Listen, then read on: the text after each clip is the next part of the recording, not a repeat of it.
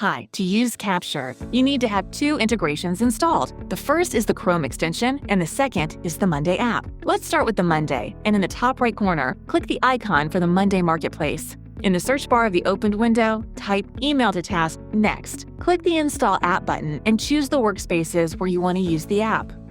Then, through the onboarding document, follow the link to the Chrome Web Store page for Capture, or open the Chrome Web Store and in the search bar type Capture in Chrome for Monday.